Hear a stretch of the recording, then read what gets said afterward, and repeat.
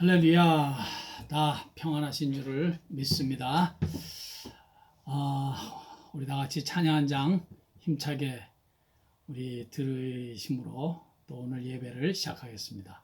찬송가 250장 구주의 십자가 보혈로 내 죄를 씻으신 주 이름 찬송합시다. 250장입니다. 구주의 십자가 보혈로 죄 씻음 받기를 원하네. 내 죄를 씻으신 주 이름 찬송합시다.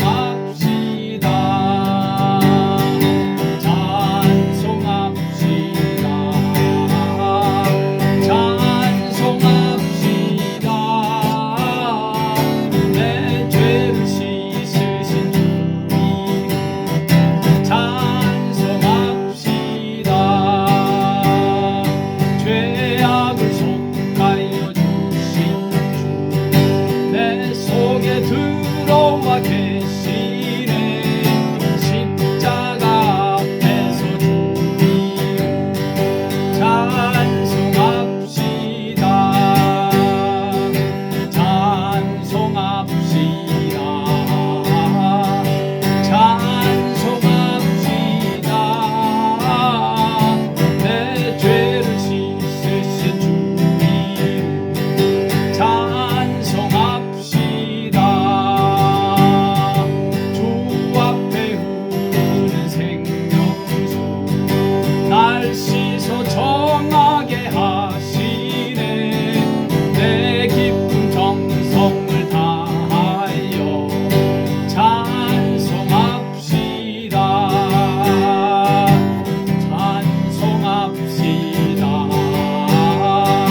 찬송합시다. 찬송합시다. 내 죄를 씻으신 주 이름 찬송합시다. 내 주께 회개한 양손은 생명수 가운데 젖었네. 흠없고 순전한 주 이름 찬송합시다. 아멘. 찬송합시다. 찬송합시다. 내 죄를 씻으신 주 이름 찬송합시다. 할렐루야. 아버지 하나님 감사합니다. 또 지난 밤도 잘 지켜주시고 이렇게 하루를 시작하면서 예배와 더불어 찬양과 더불어 이 하루를 시작하고 맞이하게 하시네. 주님 진심으로 감사합니다. 아버지 오늘도 하나님만이 주실 수 있는 우로부터 부어주시는 하늘의 힘과 신령한 에너지를 공급받는 귀한 예배 시간 되게 해 주시옵소서. 예수님의 귀하신 이름으로 기도하옵나이다.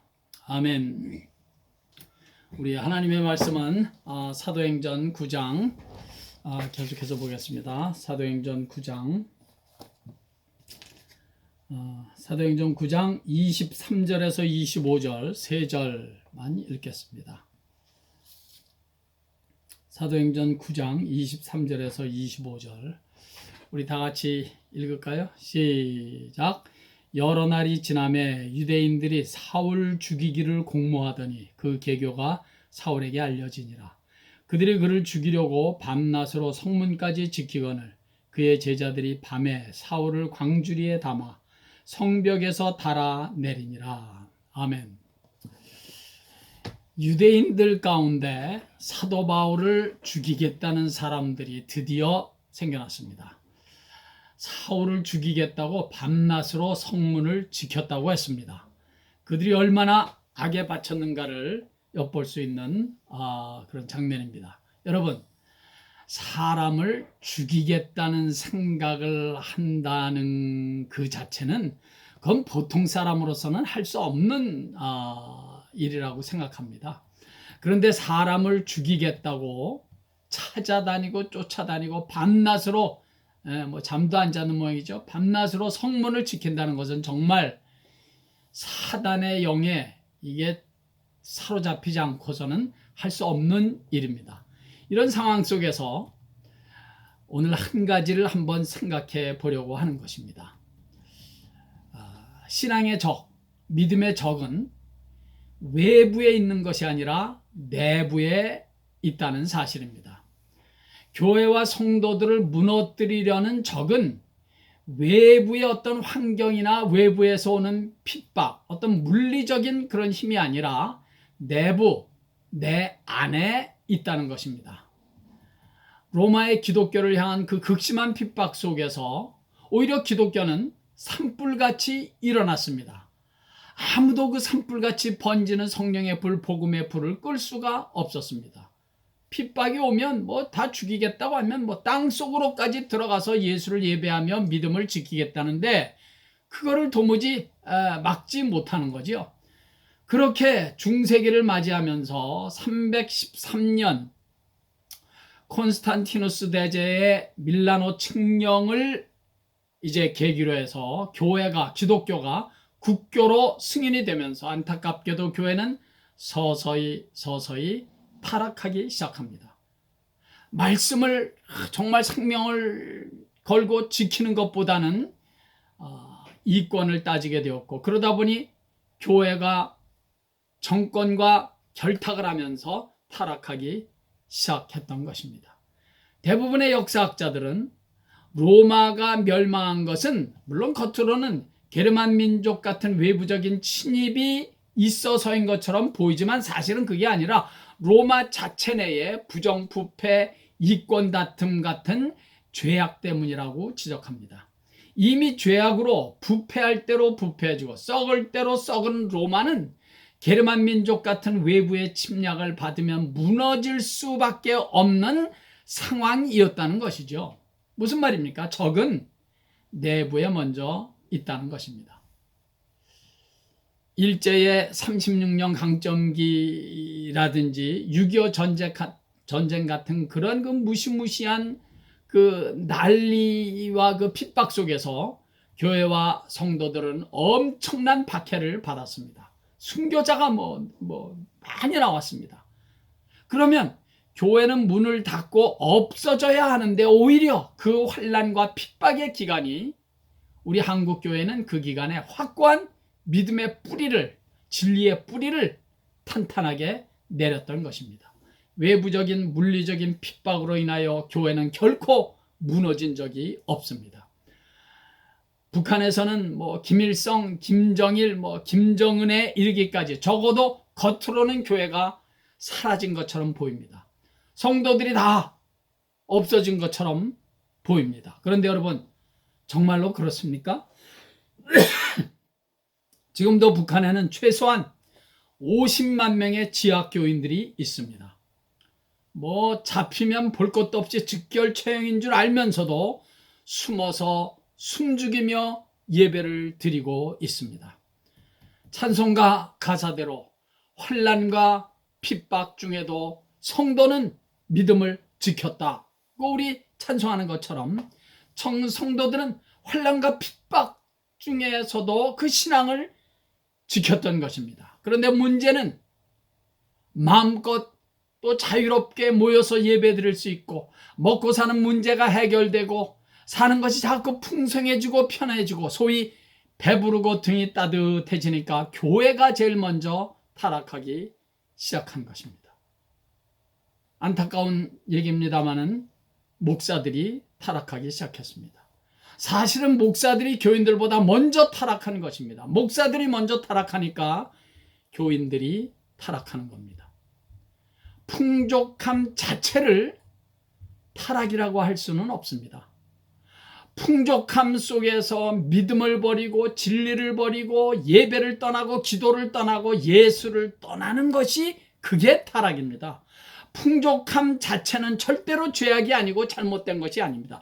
풍족함도 하나님께서 축복으로 주시는 것입니다. 그러나 그 풍족함 속에서 영성을 잃어버리는 것, 그것이 타락입니다. 그래서 동방에서 가장 부유한 사람이었던 욥은 잔치가 끝나면 자녀들을 다 다시 불러다가 성결하게 하기 위해서 아침에 일어나면 자녀들의 명수대로 번제를 하나님께 드렸다고 했습니다. 왜 그랬을까요? 나의 자녀들이 우리의 이 풍성한 삶에 취해서 하나님을 잊어버릴까 봐, 나의 자녀들이 풍족한 저들의 삶에 익숙해져서 하나님께 감사를 잊어버리고 예배를 잊어버리며 살까 봐, 욥은 큰 잔치가 끝나면 그 잔치의 흥청거림에 파묻혀 내 자녀들의 신앙생활이 파묻혀서 그냥 타락의 길로 들어갈까 봐 자녀들을 다 불러서 하나님께 예배를 드렸던 것입니다. 사랑하는 여러분, 우리 결코 잊지 말 것입니다. 풍성함 자체는, 부 자체는 절대로 죄악도 아니고 타락도 아닙니다. 구약의 족장들 보십시오. 아브람, 이삭, 야곱, 이게 다 당대의 거부들이었습니다. 풍성함 때문에 하나님을 잊어버리고 예배를 등한시하고 경건과 거룩한 일들을 서서히 떠나게 되는 것, 그것이 타락입니다. 사도 바울의 말씀을 우리 다시 한번 기억해 볼 필요가 있습니다. 빌립보서 4장 12절, 나는 비천에 처할 줄도 알고 풍부에 처할 줄도 알아 모든 일 곧 배부름과 배고픔과 풍부와 궁핍에도 처할 줄 아는 일체의 비결을 배웠노라. 그렇습니다, 여러분. 풍부에 처할 줄을 아는 것이 믿음이고 신앙입니다. 배고파도 혹 배불러도 풍부해도 궁핍해도 어떤 상황 속에서도 예수님 때문에 흔들리거나 요동하지 않는 것이 신앙이고 믿음인 것입니다. 빈곤에 처하거나 배고프다고 할지라도 믿음을 포기하지 않고, 풍족하다고 해도 그 풍족함 때문에 예수를 섬기는 것을 떠나지 않고 여전히 주님 사랑하고 주님 때문에 만족하며 기쁜 것이 진실된 믿음이라는 것입니다.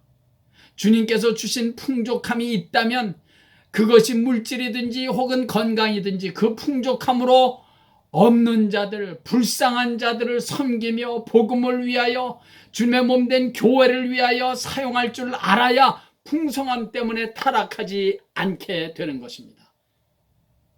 사랑하는 성도 여러분, 잊지 마십시오. 신앙생활, 믿음생활의 적은 외부적인 혹은 물리적인 데서, 환경에서 오는 것이 아닙니다.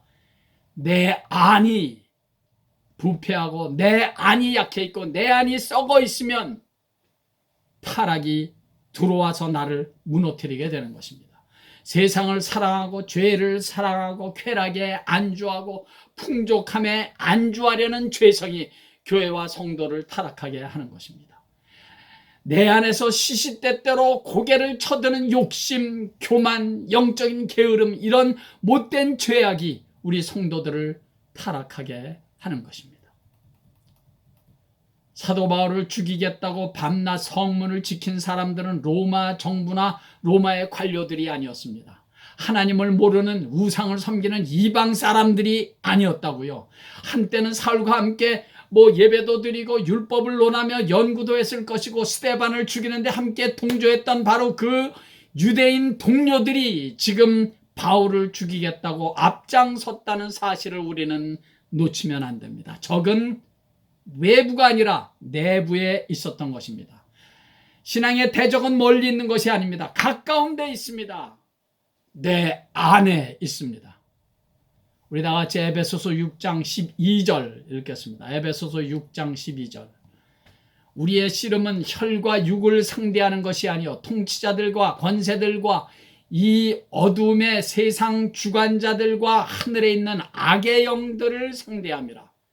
영적인 싸움, 신앙의 싸움은 총칼 들고 싸우는 물리적인 싸움이 아니라는 것입니다.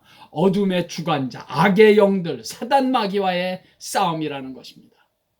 조금이라도 틈만 보인다 하면 믿는 자들의 영혼과 마음과 삶 속에 비집고 들어와 우리를 두렵게 하고 불안하게 하고 불신하게 하고 교만하게 하고 때로는 욕심에 사로잡히게도 하고 이 세상의 풍족함에 주에서 믿음을 떠나게도 하고 이 땅의 것만을 추구하게 하는 어둠의 영, 악의 영들과의 싸움이 바로 우리 신앙의 싸움인 것입니다. 그래서 에베소서는 계속해서 말씀하는 것입니다. 아까는 12절 읽었죠. 13절 그러므로 하나님의 전신갑주를 취하라. 내 자신을 악의 영으로부터 지키고 세상의 죄악으로부터 나를 지키고 보호하기 위해서 하나님의 전신갑주를 입으라는 것입니다. 그렇지 않으면, 그렇게 무장되지 않으면 자꾸 세상에 있는 못된 것들이, 악한 것들이 자꾸 내 안에 들어오게 되니까. 여러분, 배 바깥에 아무리 많은 물이 있어도 그 물이 배를 가라앉게 하는 것이 아니죠. 오히려 물이 많으면 많을수록 배는 더 잘 뜨게 돼 있습니다. 그러나 밖에 있는 물들이 어떤 일로 인하여 배 안으로 들어오게 되면 배는 침몰하게 되는 것입니다.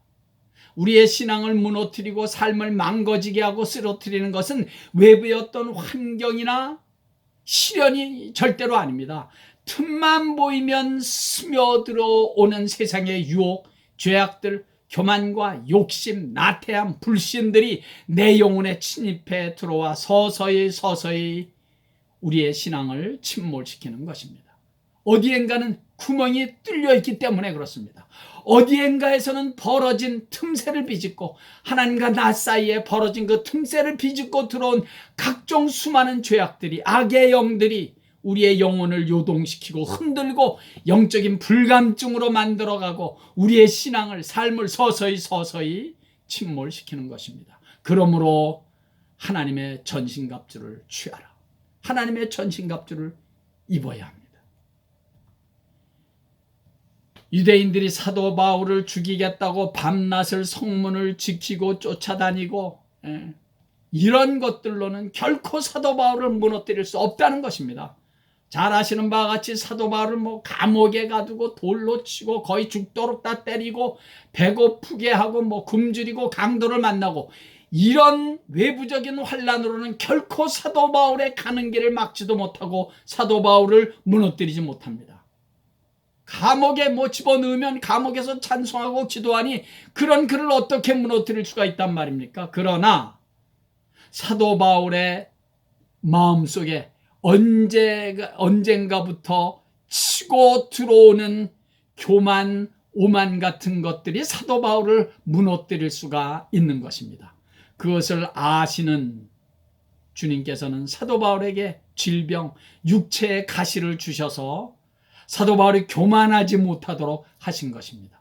그 육체의 가시라는 약함을 통해서 주님만을 더욱더 의지하고 붙잡으면서 살도록, 그래서 나는 약할 때 하나님의 강함을 경험한다 라고 그는 어느 날 외쳤던 것입니다. 잊지 마십시오. 우리의 싸움, 영적인 싸움은 혈과 육이 아닙니다. 외부적인 환경이나 물리적인 싸움이 아닙니다. 보이지 않는 악한 영과의 싸움이고 내 안에 여전히 남아있는 세상과의 싸움인 것입니다. 이 영적인 싸움에서 이기기 위하여 우리는 한 가지를 꼭 해야 합니다. 가장 중요한 한 가지. 말씀이라는 거울 앞에 서는 것입니다. 말씀의 거울 앞에 시시때때로, 아니 매일매일 서봐야 내 인생의 배에 어디에 구멍이 났는지를 내가 볼 수 있어야 합니다.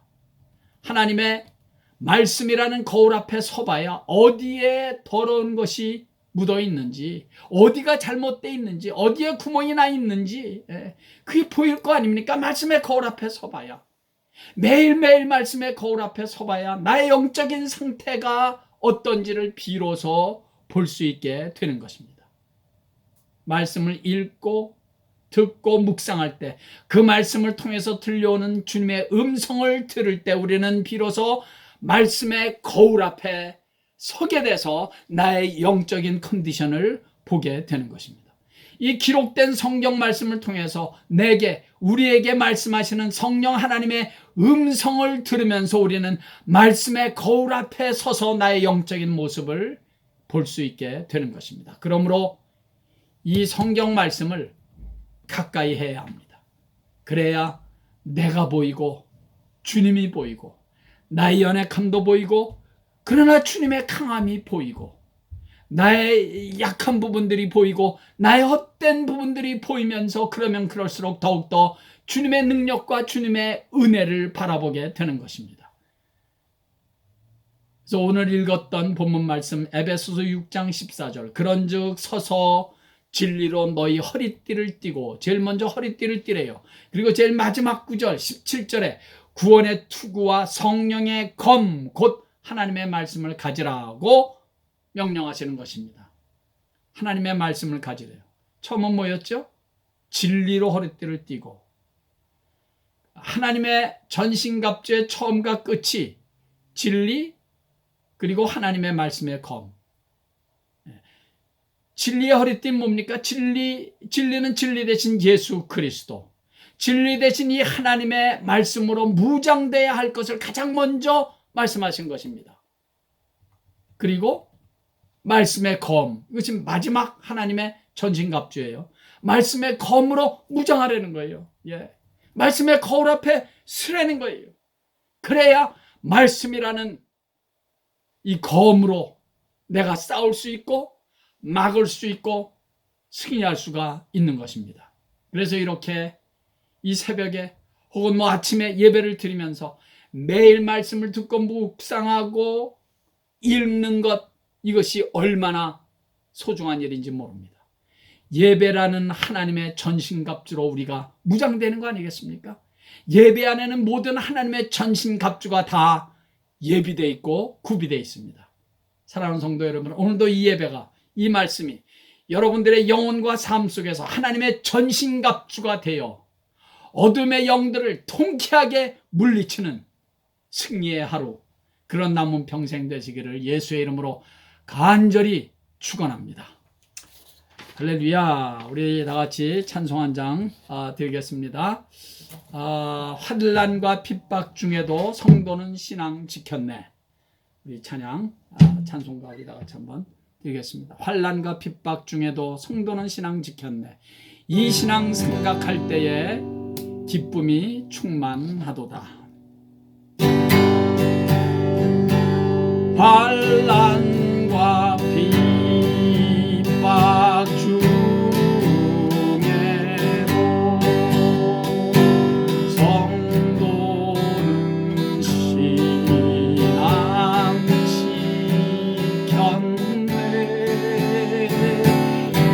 이 신앙 생각할 때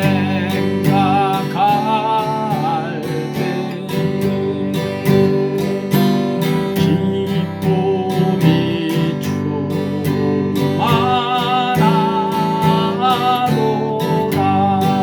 아멘. 성도의 신앙 따라서 죽도록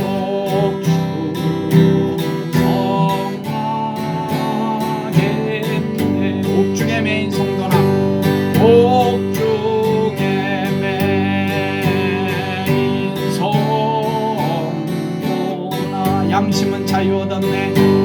양심은 자유 얻었네. 우리도 고난받으면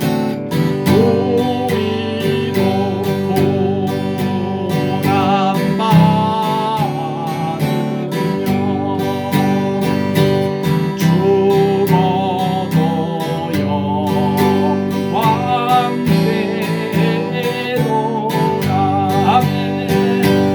성도의 신앙 따라서 죽도록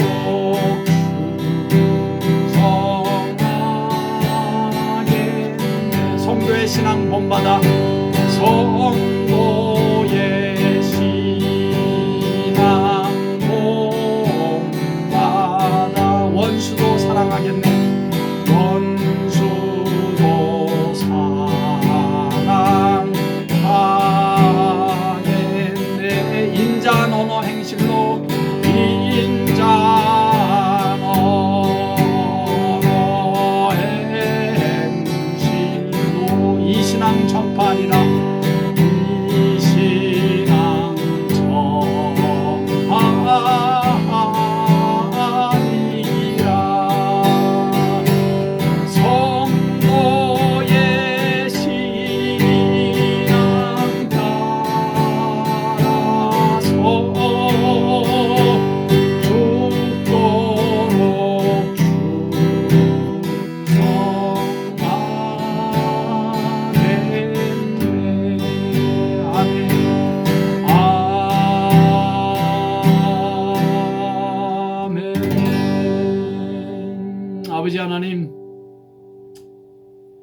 환난과 핍박 중에도 신앙의 양심을 끝까지 지켰던 우리의 신앙의 선배들을 본받아 우리도 그 어떤 상황 속에서도 그것이 외부적인 혹은 물리적인 힘든 어려운 일이든지 아니면 내 안에 내면의 문제이든지 간에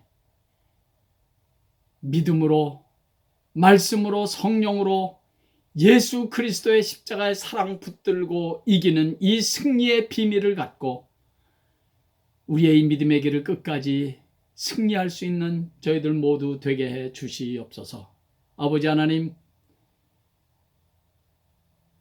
세상의 어둠의 영, 악한 영들과 싸우는 것이 우리의 영적인 싸움의 현실인 줄 아오리. 아버지 하나님이여, 하나님의 말씀의 검으로 무장되게 하시고 날마다 말씀의 앞에 서서 나의 연약함과 부족하고 나의 못된 부분을 발견하고 그 부분들이 하나님의 신령한 것, 성령의 그 충만함으로 나의 연약한 부분들이 강건해지게 되는 그런 역사를 날마다 경험하게 해 주시옵소서. 아버지 하나님, 미국의 대선이 끝났습니다. 앞으로 이 나라가 여기에서 더 이상 혼란스럽게 되지 않도록 당사자들의 마음을 만져주시고 진정시켜주시고 온 국민들의 마음도 하나 되게 하셔서 이 나라가 하나님 앞에서 믿음으로 하나님 앞에 바로 설 수 있는 그런 나라로 성숙해가는 그런 우리 미국 땅 될 수 있도록 주여 은혜 베풀어 주시옵소서. 오늘 하루도 우리 주님이 나를 사랑하신다는 이 사랑과 나를 지켜주시고 나를 붙잡아 주시는 주님의 은혜 속에서 승리하는 복된 하루 되게 해 주시옵소서. 예수님의 귀하신 이름으로 축복하옵고 기도하옵나이다. 아멘. 할렐루야. 오늘도 또 우리 예수님 때문에 힘차게 살아가시는 하루 되기를 간절히 바랍니다.